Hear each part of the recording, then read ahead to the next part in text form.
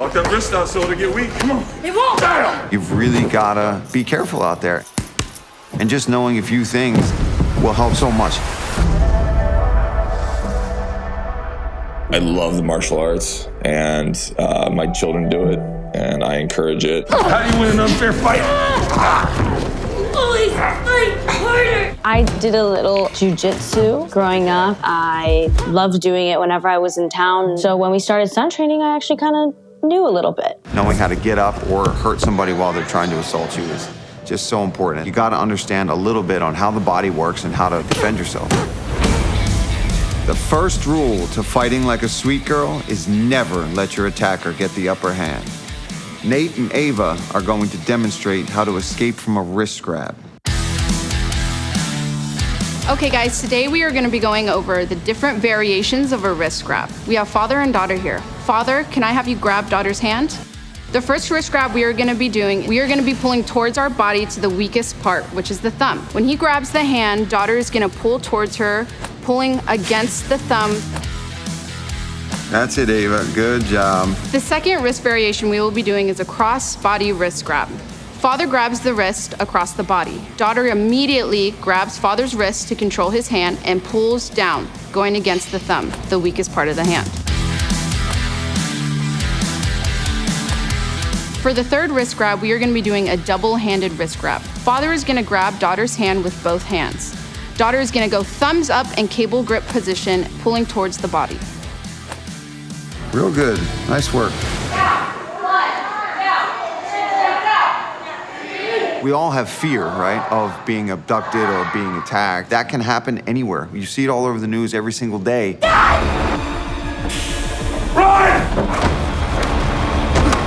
You're not like looking to hurt someone, but just to be able to stop somebody if you're in an unsafe situation and just have the confidence to know that you can do something if you're feeling unsafe. If I lived in fear, I wouldn't be where I am right now. And with that, I am so proud of myself.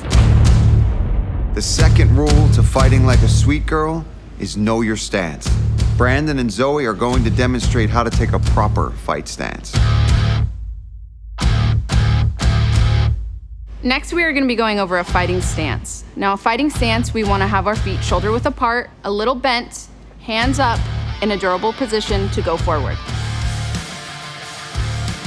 That's it, Zoe. I think Brandon, Daddy's looking a little terrified over there. I think that stance is on point. Hands up, elbows tucked in there. It's looking good. My character is, they mainly only show her as a boxer, but she is very skilled in mixed martial arts, and her approach to fighting big guys is very strategic. I did an MMA kind of style fighting and training, but I also did a little bit of boxing and a little bit of wrestling. And I've used actually one of the little tricks that they taught me in a real life situation, and it actually worked. My training in the film was mostly based off of boxing. I've trained in that, trained in jiu-jitsu. I feel like we tried to develop a style with the stunt team that would be something that the audience could believe that both of us are doing. A lot of it has to deal with some jiu-jitsu, judo, grappling. The third rule to fighting like a sweet girl is a sweet girl never provokes a negative encounter, but she certainly knows how to escape one. Jamie and Marlene are going to demonstrate how to escape a bully choke. We are going to be talking about how to get out of a choke, the bully choke. Father is going to grab around daughter's neck. Daughter is immediately going to grab the pants of the father, pull them from under her while using her hips to drop him on the ground. Oh, Marlene, don't hurt him too bad in there. Come on, get back up, do it again. You're all right, dust it off, man. How's your back?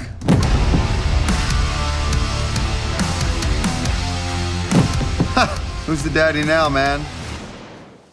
What are you doing? I'm coming with you.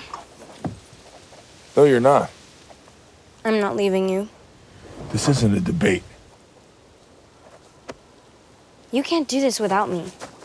I'm not putting you in danger, Ray. This conversation's over. Get out of the car. Telling any girl, no, you can't do this, it's gonna make them want to do it more.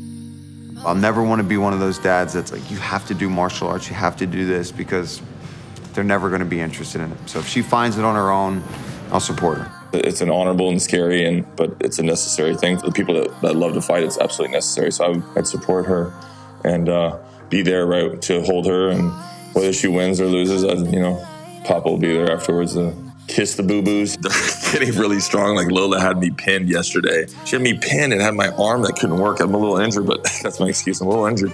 But she totally had me pinned. It was tickling me. She'll come up to me and she'll still throw punches. And I've taught her how to throw like front kicks and stuff like that. And we've actually gone over some stuff like if somebody really seriously were to ever bother you, I teach her this is what you're gonna go to, cut and dry. The fourth rule to fighting like a sweet girl is keep your distance. Mike and Alina are going to demonstrate the push kick. Next, we are going to be doing the push kick. Daughter is going to be in fighting stance. Your back knee is going to come up, followed by your toes, using your hips to push into the pad. Push your hip into it. That's it. Nice. Nice work there. Push your dad into the fence.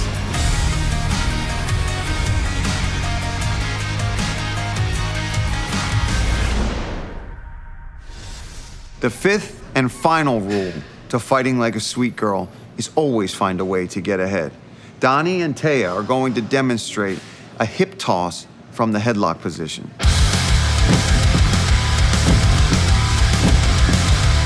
How to get out of a headlock. Father is going to grab around daughter's neck. Daughter is immediately going to grab father's hands, creating space between the neck. Using her momentum, she's going to pull him down with her hip landing on her knees. Hey, I'm going to give you a brown belt in judo with that one right there. That's Olympic stuff right there. Donnie, you on the other hand need some improvements, my friend.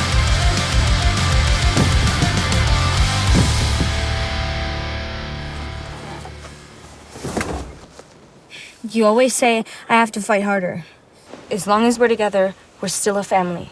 Okay, so if you can't promise me that we'll be together, then I'm coming with you. Rachel has a goal, and she definitely knows how to defend herself, and she knows never to give up and to keep going. And I guess he taught her just when you think you're too exhausted, too tired, and you can't go on, that there's always a little more left in you. Like you're reaching across yourself. That's what I would want to really instill in my daughter when she's old enough to understand that you've got to have something that's burning inside of you to fight for, whether it's fighting or whatever I don't care if it's being a veterinarian. As long as she finds something that, she gets up every day and she knows she's got a goal. My dad has taught me how to basically live life with no regrets, mainly. Do anything that I wanted to do, and if I have a dream, that I should go for it. He's just taught me a lot about being confident and not being ashamed of doing things that maybe I want to do that might be more not so girly. I can do it too, and I can be good at it. He's taught me all the moves that I know now. He's done it for so long, and he's willing to teach me what he's learned, and I think that's just really special.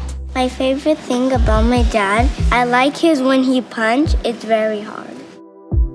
My dad is a fighter and I'm a fighter too. Anyone but you, I could push away anyone.